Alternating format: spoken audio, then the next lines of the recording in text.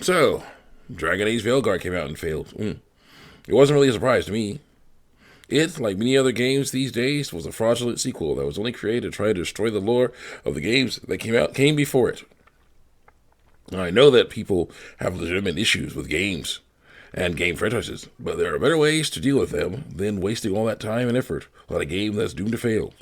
Why not make your own game and make fun of the other franchise? This is called a parody. Sure, it may not sell as well as the series you're mocking, but it would be more innovative. How do you think Saints Row came to be? Unless you people have been making parodies, and any moment now you're going to let us know about it. It's not too late, Rocksteady. In fact, it's the perfect time. The game's dead. It's offline. There is no need to keep lying about who wrote it and what universe it's from. So you're going to wait even longer to admit it. Okay.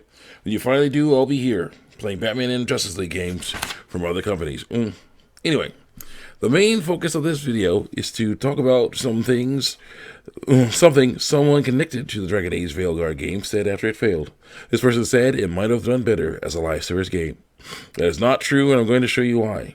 First of all, from what I've heard from people more knowledgeable about this game than me, this game was actually built as a live service game. But then the developers saw all the live service games coming out all the time were failing miserably.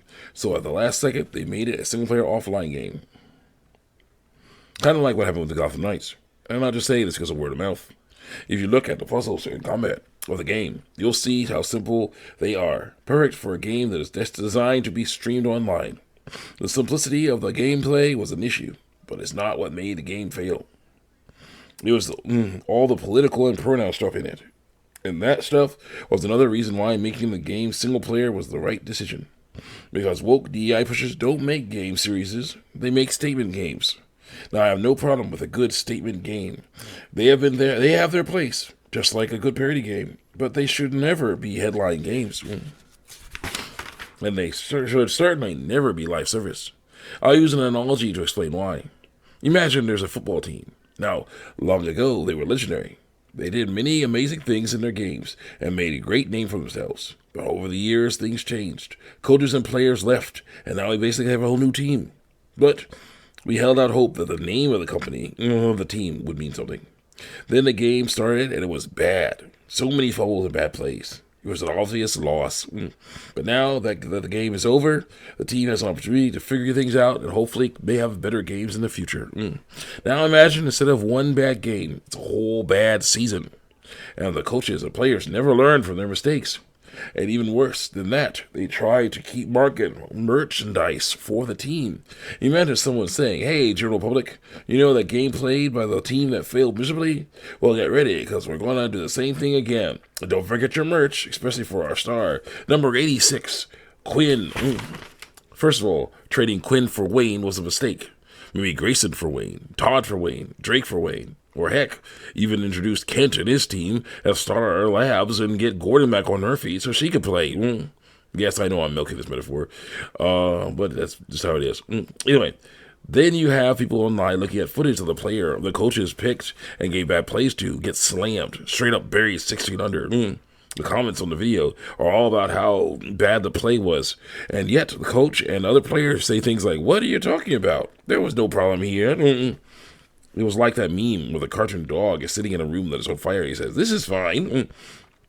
The desperation to hide how bad the game really was sad to see. With something like that, telling the truth about it immediately is the best way. It may be bad for sales, but it's good for integrity, which is good for future sales. And then comes the final stage, when the team's reputation is ruined. When the team reputation is ruined, not enough people are willing to buy tickets and merch from the company that owns the team. So the only course of action for the owners to believe they have is to fire the coaches, team members, or even rebrand. That stuff won't work, of course, because we fans know how these coaches are.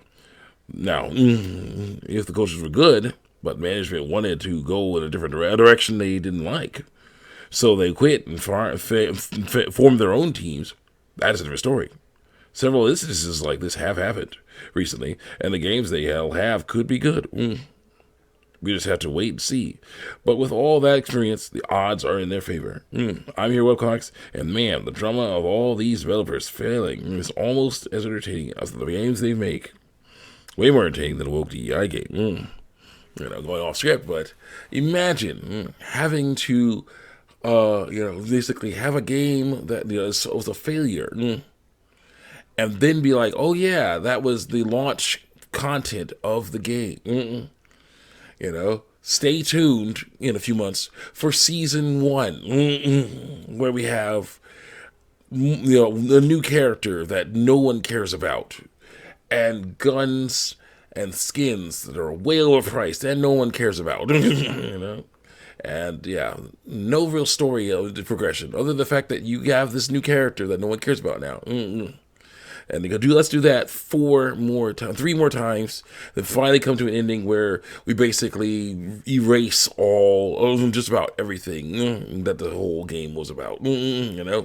Yeah, the things we destroyed because we didn't like them, the stuff we destroyed, and the characters that were gone because we didn't like them. Yeah, that we got rid of because we didn't like them, and replaced them with new characters. Yeah, those characters are back. Those characters are back. All that stuff that we did is basically for nothing. Buy our game, support us. That's imagine the shame of this. I know. That's why it's better for Dragon Age Veilguard and other games like it to be single player. Because again, the game ended. The game ended. It was not good, but the game ended. Now it's like, okay, let's take some time and figure out what went wrong and try again later. No need to have something on, a server on for years and years, taking up money, no need to be like, okay, yeah, we have a maximum of 200 players on our servers, playing these games. We have maximum of 200 players, or maybe 1,000, 1,000 players, and it's like, 10 years ago we had a game where we had several thousand, 50, 60,000 people playing it, at once. Now here we have this new game that we say is better than the other game, and it's actually gotten rid of, trying to reboot all that other stuff that people liked. Now you have this new game, and it is basically got 200, 300, 400 players, on it.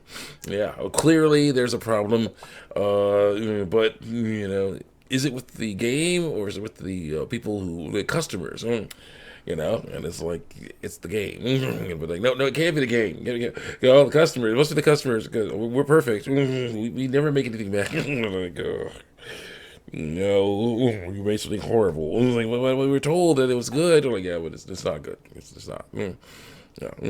Stop it.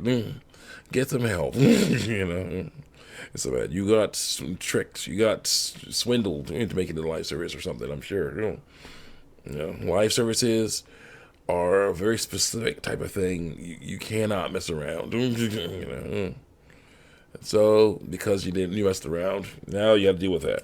Hopefully now, though, you're going to shut down those servers, and you're not going to make no more live services. Just make single-player offline ones. Single-player offline games, sell them at budget prices, and figure this out. Also, I'd say don't remake the Arkham series. Make something new. Make more new stuff. Figure that stuff out, because that's what you're going to see. This is prime time. Prime time to make some new stuff. See you guys next time. Check me out on YouTube, DeviantArt.